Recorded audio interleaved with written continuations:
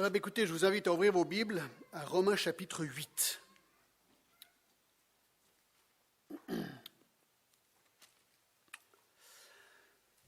Donc j'aimerais continuer notre étude de la semaine dernière, un message que j'ai intitulé « Vivre dans l'esprit », deuxième partie, d'accord? Et je crois qu'il y en aura plusieurs de parties parce que, en fait, je ralentis, c'est tellement intéressant que je veux vraiment prendre notre temps dans ce beau chapitre de Romains 8. Alors peut-être que je vais lire à partir du verset 4. D'accord? À partir du verset 4, nous allons lire quelques versets. Verset 5 plutôt, commençons verset 5. Ceux en effet qui vivent selon la chair s'affectionnent aux choses de la chair, tandis que ceux qui vivent selon l'esprit s'affectionnent aux choses de l'esprit. Et l'affection de la chair, c'est la mort, tandis que l'affection de l'esprit, c'est la vie et la paix. Car l'affection de la chair, c'est inimitié contre Dieu, parce qu'elle ne se soumet pas à la loi de Dieu et qu'elle ne le peut même pas. Or, ceux qui vivent selon la chair ne sauraient plaire à Dieu. Pour vous, vous ne vivez pas selon la chair, mais selon l'esprit, si du moins l'esprit de Dieu habite en vous. Si quelqu'un n'a pas l'esprit de Christ, il ne lui appartient pas. Et si Christ est en vous, le corps, il est vrai, est mort à cause du péché, mais l'esprit est vie à cause de la justice. Et si l'esprit de celui qui a ressuscité Jésus d'entre les morts habite en vous, celui qui a ressuscité Christ d'entre les morts rendra aussi la vie à vos corps mortels par son esprit qui habite en vous. Ainsi donc, frères, nous ne sommes point redevables à la chair pour vivre selon la chair. Si vous vivez selon la chair, vous mourrez. Mais si par l'esprit vous faites mourir les actions du corps, et vivrez. Car tous ceux qui sont conduits par l'Esprit de Dieu sont fils de Dieu. Et vous n'avez point reçu un esprit de servitude pour être encore dans la crainte, mais vous avez reçu un esprit d'adoption par lequel nous crions « Abba, Père ». L'Esprit lui-même rend témoignage à notre esprit que nous sommes enfants de Dieu. Et on va s'arrêter là pour aujourd'hui. Alors j'aimerais commencer par une révision. Si vous n'étiez pas ici dimanche dernier, je pense que c'est important surtout dans ce chapitre de réviser un peu. Et ensuite on va avancer, d'accord? Alors vivre dans l'esprit. Alors j'avais dit la semaine dernière que le thème de Romains 8, c'est bien l'esprit ou vivre dans l'esprit, parce que le mot esprit apparaît 19 fois dans ce chapitre. Nous avions déjà vu la description un petit peu difficile, si on veut, ou attristant du chapitre 7, où Paul décrit la lutte du chrétien avec sa chair. Eh bien, dans le chapitre 8, il nous donne la solution à cette lutte, c'est d'avoir une vie dans l'esprit. Et comme j'avais dit la semaine dernière, ce chapitre révèle 8 actions puissantes du Saint-Esprit dans la vie du croyant qui, si bien assimilées, vont lui donner une victoire étonnante dans sa marche avec Jésus-Christ. D'accord? Donc, 8 actions puissantes. Alors, on a vu les premières 21 et demie, parce que je n'ai pas vraiment terminé mon deuxième point la semaine dernière, mais je révise très vite, d'accord? Alors, quelles sont ces 8 actions puissantes? Numéro 1, l'Esprit confirme notre non-condamnation. Regardez le verset 1. Il n'y a donc maintenant aucune condamnation pour ceux qui sont en Jésus-Christ. Alors, on a vu que le sort de tout chrétien, de tout homme, excusez-moi, pas chrétien, tout homme, qui est pécheur par nature, c'est 1,18, la colère de Dieu se révèle du ciel contre toute impiété et toute injustice des hommes. Donc tous les hommes sont nés pécheurs, je ne fais que réviser, et donc nous méritons le jugement, la mort physique, mais la mort éternelle aussi. Or, chapitre 8, verset 1, on apprend qu'il n'y a maintenant aucune condamnation pour tout le monde? Non. Regardez le verset 1. Pour ceux qui sont en Jésus-Christ. Voilà, celui qui est en Christ, celui qui est, Jean 3, né de nouveau, celui qui a cru en Jésus-Christ pour le pardon de ses péchés, reçoit par lui le pardon de ses péchés, la vie éternelle, et il ne sera jamais condamné. Alors, verset 2, on a vu En effet, la loi de l'esprit de vie en Jésus-Christ m'a affranchi de la loi du péché, de la mort. On a vu qu'il y avait deux grands principes. Il y a le principe du péché qui mène à la mort éternelle et de Jésus-Christ qui mène à la vie éternelle. Voici les deux grands principes de la vie. Christ est mort et nous a affranchis du péché et ainsi peut nous déclarer innocents devant Dieu. Alors verset 3, intéressant, chose impossible à la loi parce que la chair l'a rendit sans force, Dieu a condamné le péché dans la chair en envoyant à cause du péché son propre Fils dans une chair semblable à celle du péché. Voilà ce que ne pouvait pas faire la loi, être sauvé par l'obéissance. On ne peut pas être sauvé en essayant d'obéir la loi, ce n'est pas possible. Eh bien, nous pouvons être sauvés par Jésus-Christ, lui qui a donné sa vie pour nous.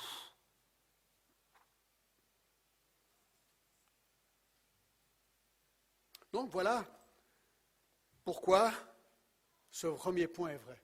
Il n'y a pas de condamnation. L'Esprit confirme notre non-condamnation à cause de Jésus-Christ. Deuxième point qu'on a vu la semaine dernière, l'Esprit transforme notre identité. L'Esprit transforme notre identité. Absolument merveilleux. Verset 4, « Et cela afin que la justice de la loi soit accomplie en nous qui marchons non selon la chair, mais selon l'Esprit. » Alors il explique le résultat ici du sacrifice de Jésus-Christ. Une nouvelle identité. C'est ce qu'il dit, et cela afin que la justice de la loi, donc le fait d'être déclaré juste, soit accomplie en nous, nous qui avons cru en Jésus-Christ. Donc on est déclaré juste par le sacrifice expiatoire de Jésus-Christ, et nous sommes transformés, nous devenons une nouvelle créature. C'est invisible, mais c'est absolument réel. Totalement invisible, mais à l'instant où tu places ta foi en Christ pour être transformé, il le fera.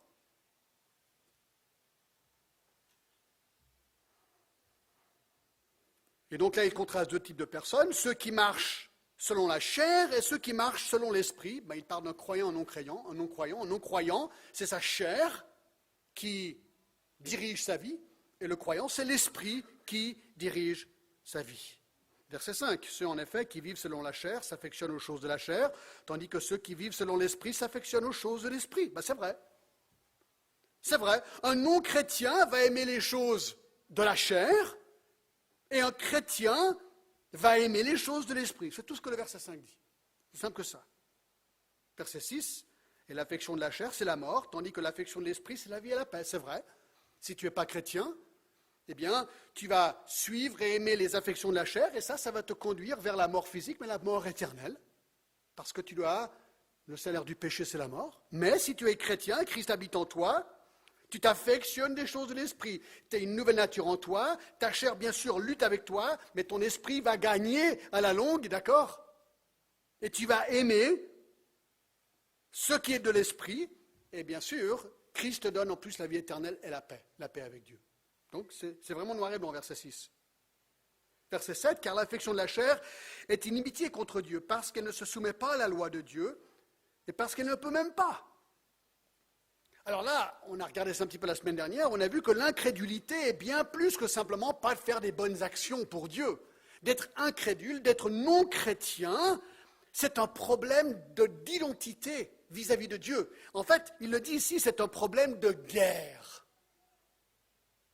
Un non-chrétien, dont les affections sont celles de la chair, est hostile à Dieu, est ennemi de Dieu. C'est ce que le verset 7 dit. Ennemi, inimitié contre Dieu. Vous dites, John, c'est un peu fort. Non, c'est très fort. Chapitre 5, verset 10, car lorsque nous étions ennemis, nous avons été réconciliés avec Dieu par la mort de son Fils. Oui, avant d'être réconciliés avec Christ, la Bible nous déclare ennemis. Vous êtes ennemis, ou nous étions ennemis de Dieu.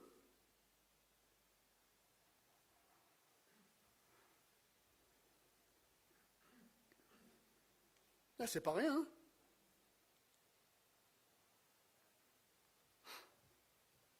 Est inimitié contre Dieu parce qu'elle ne se soumet pas, verset 7, à la loi de Dieu et qu'elle ne le m'aime pas. Un non-chrétien ne peut pas se soumettre à la loi de Dieu. Il peut essayer, il peut vivre une vie certainement morale, mais ce sera un échec total. Le standard de Dieu n'est rien moins que sa sainteté. Un homme ne peut pas atteindre cette sainteté par sa propre piété, ce n'est pas possible. Alors nous avons terminé la semaine dernière avec le verset 9. On est encore dans le deuxième point, sous notre identité. Regardez ce qu'il dit. Pour vous, vous ne vivez pas selon la chair, mais selon l'esprit, si du moins l'esprit de Dieu habite en vous. Si quelqu'un n'a pas l'esprit de Dieu, il ne lui appartient pas. Alors c'est intéressant, on a vu que Paul s'adresse directement aux chrétiens de l'église de Rome. Alors bien sûr, ils sont présumés être nés de nouveau. Hein. Des gens dans une église, on se dit, ils sont probablement chrétiens. Si quelqu'un vient dans une église, on a envie de penser qu'ils sont chrétiens. Régénérés, des chrétiens qui ont été justifiés, qui ne sont pas condamnés, tout ce qu'on vient de voir. Mais regardez ce que Paul dit au verset 9. Pour vous, vous ne vivez pas selon la chair, mais selon l'esprit, si du moins l'esprit de Dieu habite en vous. Je ne sais pas si vous savez, mais il y a une garderie qui est prévue. Hein. Si ça dérange un petit peu, vous êtes bien invité si ça ne vous dérange pas, d'accord? Merci. Alors pour vous, regardez ce qu'il dit ici. Il s'adresse directement maintenant aux chrétiens dans l'église de Rome. Et il leur dit, c'est intéressant, à des chrétiens présumés, pour vous, vous ne vivez pas selon la chair, mais selon l'esprit, si du moins l'esprit de Dieu habite en vous. Alors le vrai chrétien est caractérisé par le fait que l'esprit habite en lui. Et Paul, quelque part, il évoque un doute possible ici chez eux. Regardez ce qu'il dit, c'est vraiment intéressant au verset 9. Si quelqu'un n'a pas l'esprit de Christ, il ne lui appartient pas. Ce que Paul est en train de dire à ces chrétiens dans l'Église, c'est ceci. Avez-vous vraiment l'esprit de Dieu en vous? Quelque part, il émet un doute. Il dit, mais allez voir, c'est très bien de déclarer que vous avez l'esprit en vous. Question, l'est-il vraiment? C'est ça la question qu'il pose ici. L'est-il vraiment? Et là, il est clair. Si quelqu'un n'a pas l'esprit de Christ, il ne lui appartient pas. Un vrai chrétien a l'esprit de Christ qui habite en lui. Alors, 1 Corinthiens 6, 19, ne savez-vous pas que votre corps est le temple du Saint-Esprit qui est en vous, que vous avez reçu de Dieu, que vous ne vous appartenez point à vous-même. Alors notre corps devient le temple du Saint-Esprit.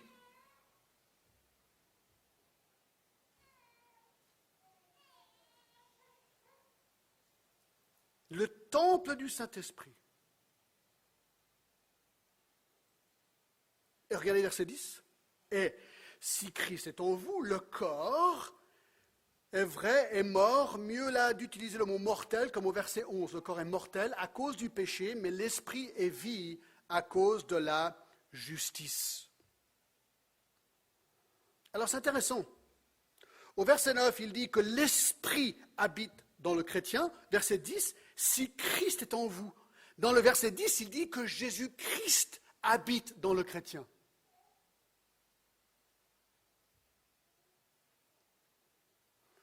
Alors ça, j'y réfléchis. Je me suis dit, mais c'est quand même génial de réaliser qu'en tant que chrétien, on a Jésus-Christ qui habite en nous et le Saint-Esprit qui habite en nous. Il faut s'arrêter et réfléchir à ça 2 secondes. Galates 2,20, j'ai été crucifié avec Christ. Si je vis, ce n'est plus moi qui vis, c'est Christ qui vit en moi. Si je vis maintenant dans la chair, je vis dans la foi au Fils de Dieu qui m'a aimé, qui s'est livré lui-même pour moi. Je me suis dit, putain, si c'est vraiment vrai, alors je ne mets pas le doute, si vraiment, dans un vrai chrétien authentique, le Saint-Esprit habite en lui et Jésus-Christ habite en lui, alors on peut discuter théologiquement si c'est la même chose, d'accord? Bref, moi je prends les 2 versets un après l'autre. J'ai pensé à un ballon. Vous savez les ballons qu'on gonfle? Dites-moi, est-ce que vous aimez, quand vous étiez gamin, est-ce que vous aimiez jouer avec un ballon vide d'air? Est-ce que c'était marrant ça? Bon, c'est vrai qu'on peut le tirer et faire des bruits et tout ça. Mais globalement, un ballon, c'est pas fait pour être vide d'air, on est d'accord? Si vous avez un ballon vide d'air et un ballon gonflé, un gros ballon gonflé, l'enfant ira vers quel ballon, vous croyez? Celui qui est gonflé, c'est le but d'un ballon. Vous voyez, c'est très visible vis-à-vis d'un ballon de voir si un ballon est rempli d'air ou pas. Un est vide, l'autre est plein. C'est visuel, clair et net. Ben, si le Saint-Esprit et Jésus-Christ vit dans moi, est-ce que ça ne devrait pas être visible? Ben, on a quand même cette impression. Tout à l'heure, j'essayais de jouer la batterie, puis ça ne marchait pas. Alors j'ai essayé le fil, puis je tapais, ça ne marchait pas, il n'y avait rien. Alors Sorin, il est venu, le bassiste, il m'a dit, John, il faut mettre le courant. Il dit, ah bon, d'accord. Alors, clic, et ça marchait. Waouh! David a dit, John, il faut brancher la batterie. Je me suis dit, ben voilà, un chrétien est branché à Jésus-Christ, ce Saint-Esprit, ça va marcher. On va voir quelque chose de différent chez le chrétien branché. Vous voyez ce que je suis en train de dire? C'est ce qu'il est en train de dire au verset 10. Si Christ est en vous, le corps, il est vrai, est mortel à cause du péché. Notre corps, il est mortel, on sait très bien, il n'a pas encore été racheté. Mais l'esprit est vie à cause de la justice. Il y aura de la vie. On verra l'effet. Regardez verset 11. Et si l'esprit de celui qui a ressuscité Jésus-Christ d'entre les morts habite en vous, celui qui a ressuscité Christ d'entre les morts rendra aussi la vie à vos corps mortels par son esprit qui habite en vous. Waouh! Il dit non seulement est-ce qu'il y aura un effet visible, et ça on va le voir encore plus dans quelques secondes, un effet visible dans notre vie quotidienne, mais en plus le chrétien, dans sa nouvelle identité, se dit, what, voir, mais j'ai encore rien vu parce qu'un jour mon corps mortel, celui avec lequel je lutte, eh bien un jour il va être complètement transformé. Car le même esprit qui a ressuscité Jésus d'entre les morts, vous vous rappelez, Jésus est mort, il est ressuscité, d'accord? C'est celui qui a ressuscité Christ d'entre les morts, rendra aussi la vie à vos corps mortels. Ça veut dire qu'un jour, lorsque je meurs, à moins que Christ vienne avant que je meure, mon corps sera pris, transformé, changé, et je recevrai un nouveau corps. Et ça, on le voit dans 1 Corinthiens 15, on l'avait déjà lu, on le relira encore, parce que ça revient souvent. Regardez verset 40, dans 1 Corinthiens 15. Il y a aussi des corps célestes et des corps terrestres. Autre est l'éclat des corps célestes, autre celui des corps terrestres. Donc nous sommes dans nos corps terrestres, mais un jour, il y aura un corps céleste. Verset 42, ainsi en est-il de la résurrection des morts. Le corps est semé corruptible. Oui, quand je meurs. Mon corps redevient poussière, redevient terre. Le corps semé corruptible, il ressuscite incorruptible. Quand le Seigneur revient, à un moment donné, on va être ressuscité, retransformé en corps incorruptible. Il est semé méprisable, il ressuscite glorieux. Il est semé infirme, il ressuscite plein de force. Il est semé corps naturel, il est ressuscité corps spirituel. S'il y a un corps naturel, il y a aussi un corps spirituel. Paul dit, mais c'est une évidence. Nous sommes dans le terrestre. Un jour, nous serons dans le céleste. Verset 51, regardez. Dans Corinthiens 15. Voici, je vous dis, un mystère. Nous ne mourrons pas tous, mais nous serons tous changés. Il parle à des chrétiens uniquement, n'est-ce pas? En un instant, en un clin d'œil. Regardez mon œil. Ting, un clin. D'accord? Ça va être aussi rapidement que ça. Amen. Ça va être aussi rapide que ça. C'est ce qu'il dit. En un instant, en un clin d'œil, ting, à la dernière trompette, la trompette sonnera, les morts ressusciteront incorruptibles, et nous serons changés si cela arrive pendant que nous sommes vivants. D'accord? Car il faut que ce corps corruptible revête l'incorruptibilité et que le corps mortel revête l'immortalité. Wow.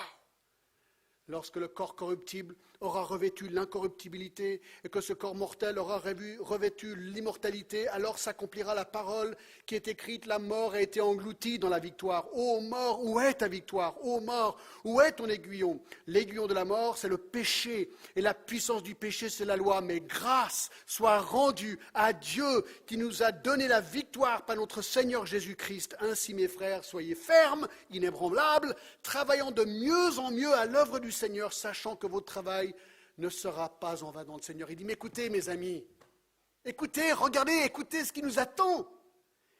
La résurrection de notre corps, l'éternité céleste dans la présence de Dieu.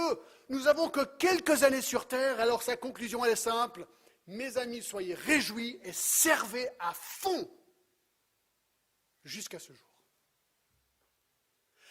Mais c'est vrai, parce que si c'est vrai tout ça, je ne suis pas en doute, mais si c'est vrai, si ça c'est l'espérance du chrétien, quelle est notre première tâche aujourd'hui? Écoutez, de l'annoncer autour de nous. Les gens qui ne connaissent pas Christ ne savent rien de cela. Les gens qui ne connaissent pas Christ ne recevront pas cela.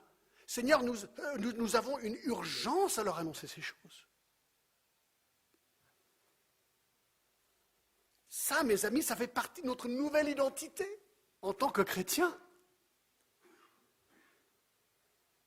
Ah, c'est génial. C'est vraiment génial. Et on va en reparler encore.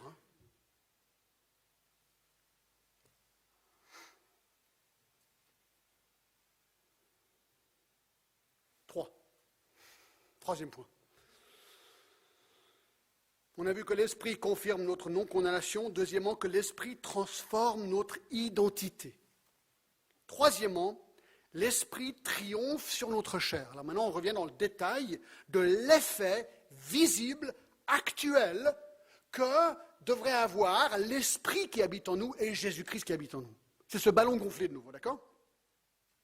C'est la suite logique. Si le chrétien a vraiment une nouvelle identité, s'il est habité par le Saint-Esprit qui a ressuscité Jésus des morts, qu'il est aussi habité par Jésus-Christ lui-même, et que son corps mortel va bientôt être glorifié dans la résurrection par la puissance de l'Esprit, cette même puissance ne va-t-elle pas se manifester dans ma vie terrestre?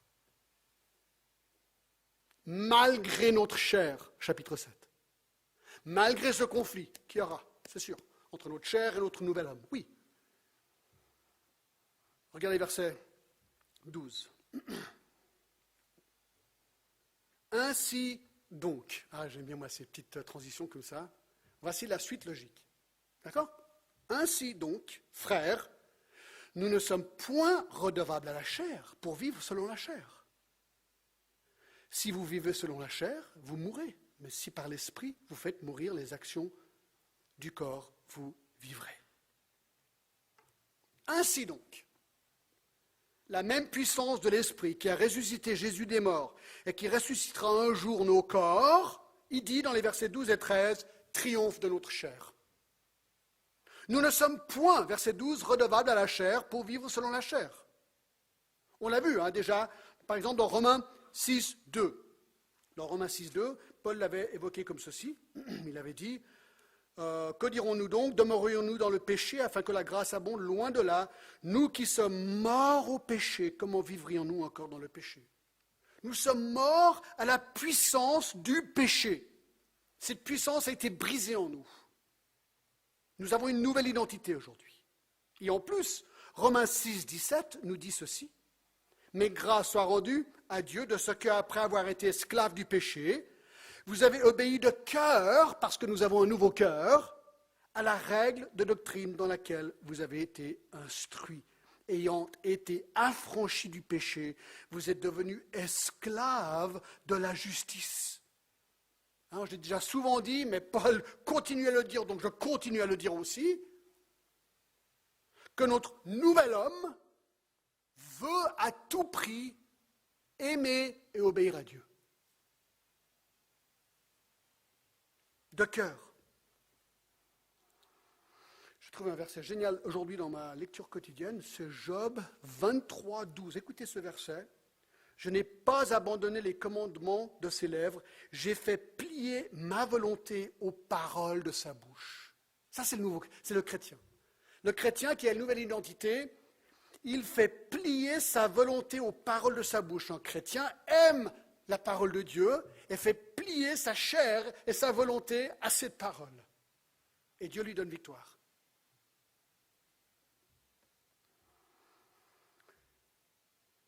Il y a beaucoup de versets sur la sanctification du chrétien.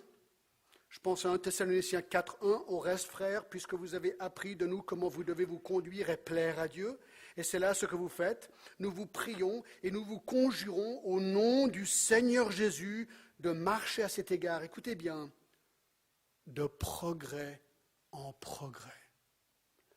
La perfection, oublie. Là, on l'aura là-haut. Oublie la perfection. Mais le progrès, oui. Le progrès, oui. Et nous devrions pouvoir regarder en arrière et nous réjouir du progrès de notre sanctification de notre vie. Pas à cause de nous, à cause de Christ en nous, qui nous a donné cette volonté de progresser. Et ce qu'il dit on est de nouveau dans Romains 8, 12, nous ne sommes point redevables à la chair pour vivre selon la chair, oui. Nous apprenons à ce que j'appelle mortifier la chair en tant que chrétien. Alors je vais vous donner encore quelques exemples, d'accord ? 2 Corinthiens 5, verset 6. 2 Corinthiens 5, verset 6. Nous sommes donc toujours pleins de confiance. Nous savons qu'en demeurant dans ce corps, nous demeurons loin du Seigneur. Nous marchons par la foi et non par la vue. Nous sommes pleins de confiance et nous aimons mieux quitter ce corps et demeurer auprès du Seigneur. Donc voilà, il dit, écoutez, mon nouvel homme, envie d'être avec le Seigneur, mon corps, j'en ai marre. Moi, je suis prêt à mourir. Moi, je suis prêt parce que j'ai vraiment envie de passer le temps avec le Seigneur. Mais ensuite, il dira, ouais, mais le problème, c'est que ce n'est pas encore mon temps de partir, donc je ferai mieux de rester ici pour vous et pour vous aider. Ça, c'est le cri du chrétien, en fait. Regardez 1 Corinthiens 9. 1 Corinthiens 9, 23. C'est des versets bien connus. Je fais tout, c'est Paul qui écrit, je fais tout à cause de l'évangile afin d'y avoir part. Ne savez-vous pas que ceux qui courent dans le stade courent tous, mais qu'un seul remporte le prix? Courez et de manière à le remporter. Tous ceux qui combattent s'imposent toute espèce d'abstinence. Donc il est en train de regarder un sportif, disons un coureur dans les Jeux olympiques, et il dit, tous ceux qui combattent, donc dans ces jeux, s'imposent toute espèce d'abstinence. Ils le font pour obtenir une couronne corruptible. Voilà, un sportif, il va, maîtriser son corps pour gagner. Mais nous, faisons-le pour une couronne incorruptible. Moi donc, je cours, dit Paul, non comme à l'aventure, je frappe, non comme battant l'air, mais je traite durement mon corps et je le tiens assujetti de peur d'être moi-même désapprouvé après avoir prêché aux autres. Il dit, ben voilà, mon nouvel homme veut voir mon corps être assujetti à la volonté de Dieu. Ça, c'est la bataille du chrétien. Un vrai chrétien lutte constamment contre sa chair. Mais écoutez, soyons encore plus simples. Dans Éphésiens 2, 8, on aime bien lire ces versets sur la grâce. Éphésiens 2, 8, car c'est par la grâce que vous êtes sauvés par le moyen de la foi. Cela ne vient pas de vous, c'est le don de Dieu, ce n'est point par les œuvres afin que personne ne se glorifie. Ensuite, il dit au verset 10, car nous sommes son ouvrage ayant été créés en Jésus-Christ pour de bonnes œuvres que Dieu a préparées d'avance afin que nous les pratiquions de nouveau. Il nous a créés pour que notre vie reflète les bonnes œuvres qui correspondent à Dieu. Alors, allez, je pose la question difficile. Qu'en est-il alors si une personne se dit être chrétienne, mais vit habituellement dans le péché? Et on ne voit pas de progrès. Cette personne préfère le péché. Puis on se gratte la tête, on se dit, mais attends, tu te dis être chrétienne, mais je vois que ta vie, elle préfère le péché que la sainteté. Que conclure? Alors je ne vais pas vous donner ma réponse, je vais vous donner la réponse de Jean. Dans 1 Jean 3, 4. Tenez-vous, c'est incroyable. Tenez-vous bien. 1 Jean 3, 4. 3, verset 4. Dit ceci. Quiconque pratique le péché transgresse la loi, et le péché est la transgression de la loi. Or, vous le savez, Jésus est apparu pour ôter les péchés, il n'y a point de lui en péché. Quiconque demeure en lui ne pratique pas le péché. Quiconque pratique le péché ne l'a pas vu et ne l'a pas connu. Alors quand il dit pratique le péché, est-ce que ça veut dire qu'un chrétien alors ne pratique jamais le péché? Non, on n'a pas dit ça. Non, il pratique. Enfin, le chrétien pêche. Le mot pratique part de l'idée d'habituellement. D'accord? C'est dans ce sens-là. S'il pratique habituellement le péché, il ne l'a pas vu. Regarde, on continue. Petits enfants, que personne ne vous séduise. Celui qui pratique la justice est juste. Celui qui est pardonné par Christ, qui a été transformé dans son cœur, va pratiquer la justice. C'est ce qu'il dit. Comme lui-même est juste. Celui qui pratique le péché est du diable. Car le diable pêche dès le commencement. Le Fils de Dieu apparut afin de détruire les œuvres du diable. Quiconque est né de Dieu ne pratique pas, donc habituellement, le péché. Parce que la semence de Dieu demeure en lui. Et il ne peut pécher parce qu'il est né de Dieu. C'est par là que se font reconnaître les enfants de Dieu et les enfants du diable.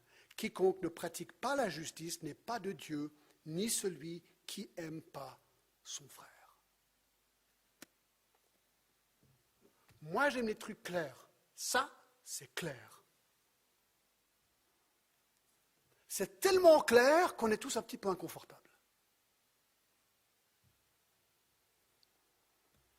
Mais écoutez, si le Saint-Esprit vit en nous, si Jésus-Christ vit en nous, est-ce qu'il peut y avoir une sorte de résultat quand même visible quelque part? Ça me paraît super et hyper logique, quoi. Le Dieu de l'univers est dans mon petit cœur.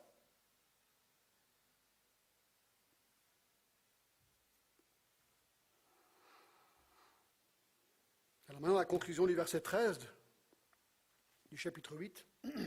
Si vous vivez selon la chair, vous mourrez. Mais si par l'esprit, vous faites mourir les actions du corps, vous vivrez. Vivre selon la chair et les passions de la chair prouvent la non-régénération et prouvent que la mort éternelle attend celui-là. Mais le chrétien habité par le Saint-Esprit, en revanche, fait mourir les actions pécheresses du corps. Bien sûr, cette lutte, elle est là. Ce progrès est progressif.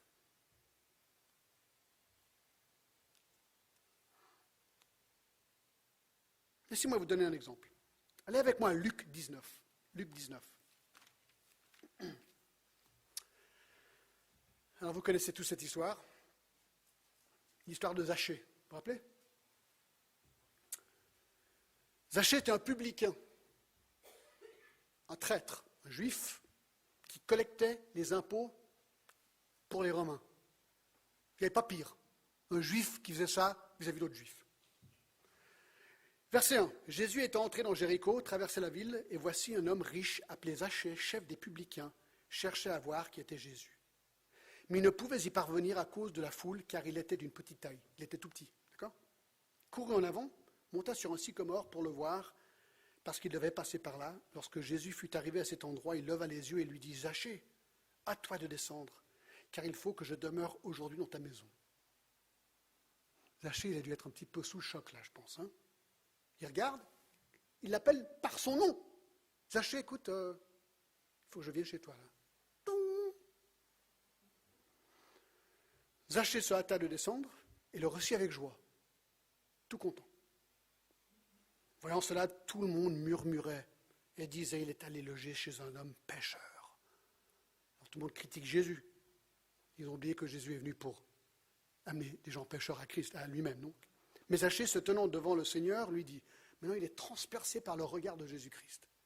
D'accord? Voici, Seigneur, je donne aux pauvres la moitié de mes biens. Et si j'ai fait tort de quelque chose à quelqu'un, je lui rends le quadruple. Spontanément, alors bien sûr quelque chose s'est produit dans le cœur de cet homme, on sait qu'il a reçu Christ pour être sauvé à ce moment-là, parce que regardez, le prochain verset dit, Jésus lui dit, le salut est entré aujourd'hui dans cette maison, parce que celui-ci est aussi un fils d'Abraham. Il dit, Zachée, ta réaction, toi qui es voleur numéro 1 de cette ville. Le fait que maintenant tu as envie de remettre ces choses droit et juste, que tu es prêt à redonner à ceux que tu as volés et leur donner plus selon ce que la loi prescrivait, montre et révèle que le salut est vraiment rentré dans cette maison. C'est génial. Voyez-vous, ça se voit le salut, c'est visible. Il y a beaucoup d'exemples. Je ne sais pas si vous vous rappelez cette petite histoire aussi. On est à Éphèse. Des choses étonnantes se produisent à Éphèse. Dans Acte 19, verset 17. Cela fut connu de tous les Juifs et de tous les Grecs qui demeuraient à Éphèse. La crainte s'empara d'eux tous et le nom du Seigneur était glorifié, du Seigneur Jésus. Donc Jésus, par Paul et les autres, et l'Église était glorifié, manifesté, prêché à Éphèse. Et regardez verset 18, plusieurs de ceux qui avaient cru venaient confesser et déclarer ce qu'ils avaient fait. Alors ça, c'est maintenant des confessions publiques. Et regardez verset 19, et certain nombre de ceux qui avaient exercé les arts magiques, ayant apporté leurs livres, les brûlèrent devant tout le monde, et on estima la valeur à 50 000 pièces d'argent. Tous les gens, dis-moi beaucoup, qui réalisaient qu'ils exerçaient la magie, spontanément ont pris tous leurs livres magiques parce qu'ils ont réalisé qu'ils étaient erronés, que c'était la fausse voie, comme manifestation et preuve d'une authentique conversion à Christ, ils amènent leurs livres, ils brûlent tout. Ça, c'est du radical. Ça, c'est vraiment du radical. Et ça me rappelle, en fait, 1 Thessaloniciens 1,9, où Paul dit à cette église, car on raconte à notre sujet quel accès nous avons eu auprès de vous et comment vous vous êtes convertis à Dieu en abandonnant les idoles pour servir le Dieu vivant et vrai et pour attendre des cieux son Fils qu'il a ressuscité des morts, Jésus, qui nous délivre de la colère à venir.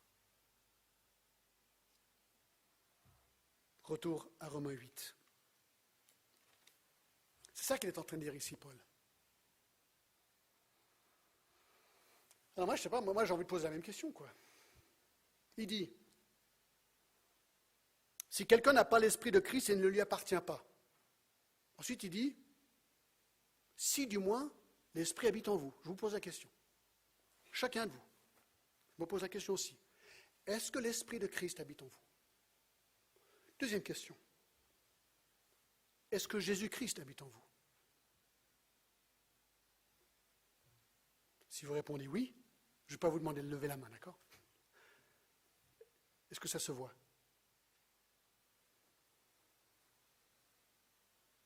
Est-ce que ça se voit?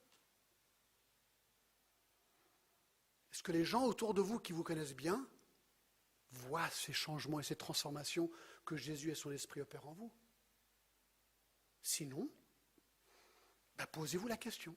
Est-ce que tu es vraiment chrétien? Ce n'est pas un péché de poser cette question. C'est une bonne question. Et je ne suis pas là pour essayer d'évoquer un doute majeur, mais je suis là pour évoquer un certain doute, oui. Parce que la question est vraiment importante. Et nous devons faire le point. 4.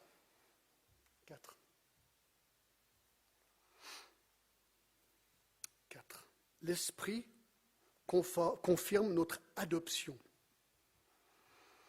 Notre adoption. Là, ce sont des versets absolument merveilleux. Car tous ceux qui sont conduits par l'Esprit de Dieu sont fils de Dieu. C'est ce qu'il est en train de dire ici. Retournons la phrase de l'autre sens. Si tu es fils de Dieu, tu es conduit par l'Esprit de Dieu. Alors, comment est-ce qu'on devient fils de Dieu? Jean 1,12 nous le dit. Mais à tous ceux qui l'ont reçu, à ceux qui croient en son nom, il a donné le pouvoir de devenir enfants de Dieu, lesquels sont nés non du sang, ni de la volonté de la chair, ni de la volonté de l'homme, mais de Dieu. Alors c'est intéressant, on devient fils de Dieu, enfant de Dieu, à l'instant où nous plaçons notre foi en Jésus-Christ pour être sauvés. À cet instant, on devient enfant de Dieu. Ça veut dire qu'on était quoi avant? Si on est enfant de Dieu à ce moment-là, ben on était quoi avant? Alors, c'est un peu surprenant. Si vous aimez les surprises, hein, il y en a une intéressante. Jean 8, 44. Alors, Jésus parle aux pharisiens. Il dit, vous avez pour père le diable.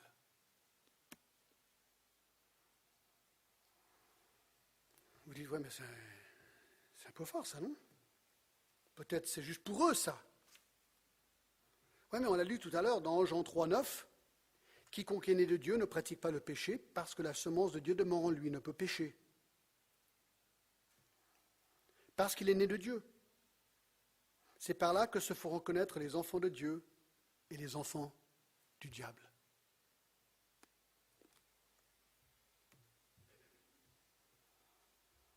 Voyez-vous, Jean 3,3 explique qu'on doit être né de nouveau. Et c'est à ce moment-là qu'on devient enfant de Dieu. Ça veut dire qu'un non-chrétien ne peut pas être conduit par l'Esprit de Dieu. Ce n'est pas possible. Il n'est pas enfant de Dieu, il n'est pas fils de Dieu, il n'a pas Jésus en lui, il n'a pas l'Esprit en lui. Il est enfant du diable et il est, en fait, même s'il peut être moral, il est guidé par sa chair, par lui.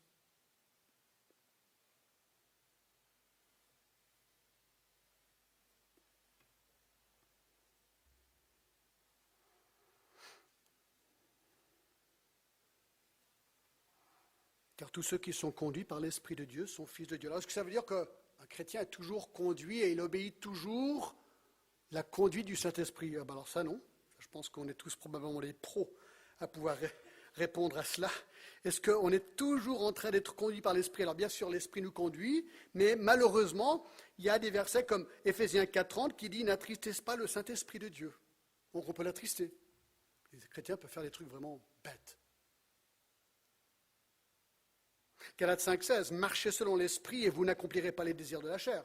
Donc on peut ne pas décider de marcher dans l'esprit et accomplir les œuvres de la chair.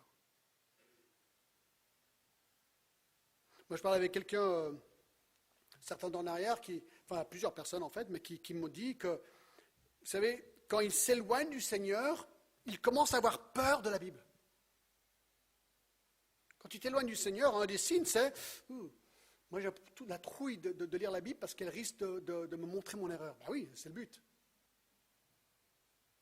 Un chrétien peut très facilement se permettre certaines choses et ne plus vouloir peut-être venir au culte ou être avec des chrétiens ou dans la Bible, parce que ça peut peut-être le rappeler à l'ordre. Il n'a pas envie d'être rappelé à l'ordre. Alors, il faut bien comprendre la vie chrétienne. À n'importe quel moment, vous savez, sur l'autoroute, il y a ces radars, un chrétien peut être flashé dans sa vie, d'accord ? Et on peut être flashé dans un moment de stupidité. Et s'il n'y avait que cette image de vous ou de moi, les gens pourraient se dire « c'est n'importe quoi ». Mais il n'est pas chrétien. Ça peut arriver à tout le monde. Hein. On peut être flashé au mauvais moment. C'est ce que je suis en train de dire.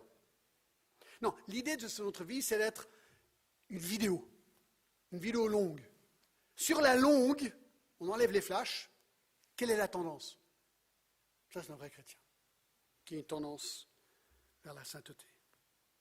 Verset 15, « Et vous n'avez point reçu un esprit de servitude pour être encore dans la chair, crainte, mais vous avez reçu un esprit d'adoption par lequel nous crions « Abba, Père ». Voilà, vous voyez, ça c'est beau.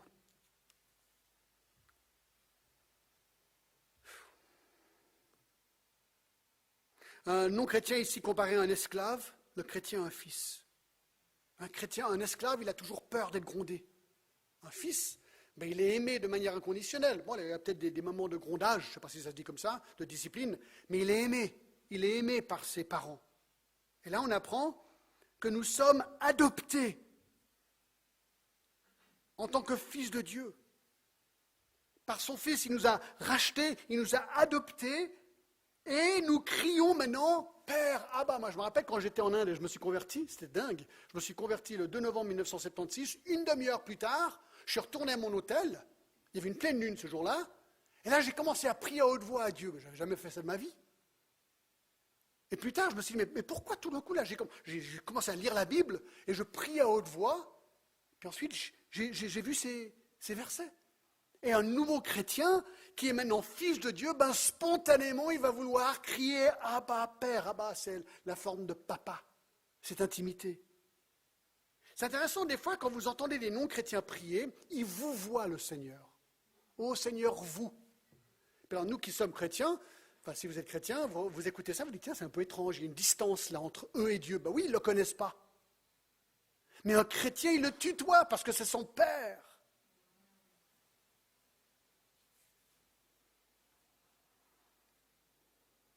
Moi, je me rappelle quand mon beau-père s'est converti, il devait avoir presque 80 ans, peut-être un petit peu moins, 75 ans. Il s'est converti très tard dans la vie. Il était très malade, dans une chaise roulante et tout ça. Et très vite après sa conversion, quand on était chez lui, les enfants riaient beaucoup. Parce que quand il devait se lever, par exemple, de sa chaise roulante pour aller à son bureau, c'était tout un effort pour lui. Alors on l'entendait dire, il parlait anglais, on l'entendait dire ceci. Thank you, Jesus, thank you, Jesus, thank you, Jesus, thank you, Jesus, thank you, Jesus, thank you, Jesus, thank you, Jesus, thank you, Jesus, oh, thank you, Jesus, oh, thank you, Jesus. Ah, thank you, Jesus. Alors ça nous amarrait, mais c'était son cœur qui était si proche de Jésus. Maintenant, c'était merci Jésus, merci Jésus, merci Jésus, merci Jésus. Ça, c'est un chrétien.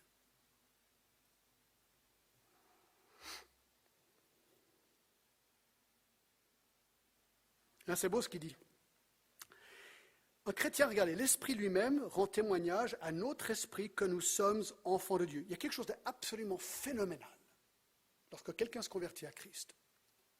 C'est qu'à cet instant, il sait qu'il est chrétien.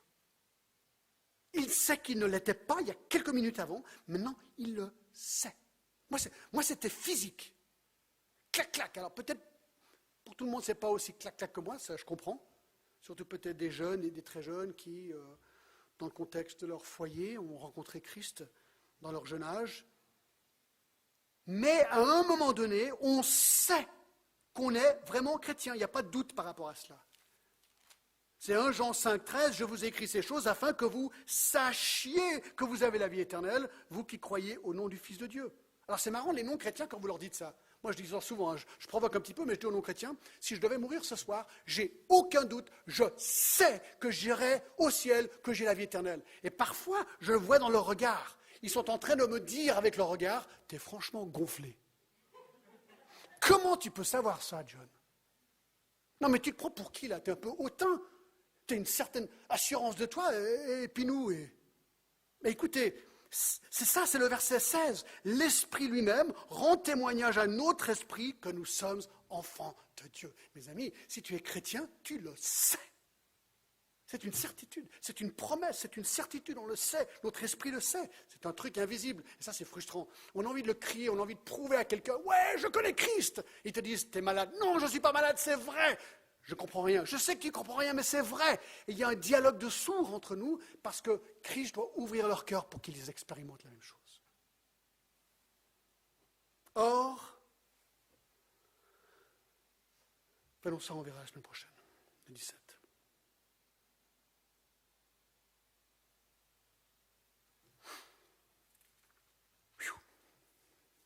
Alors voilà, mes amis.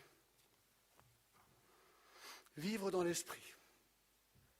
Quel cadeau on a reçu du Seigneur. L'esprit confirme notre non-condamnation, l'esprit transforme notre identité, l'esprit triomphe de notre chair, l'esprit confirme notre adoption. Et ça, c'est que 4 sur 8 points dans Romains 8.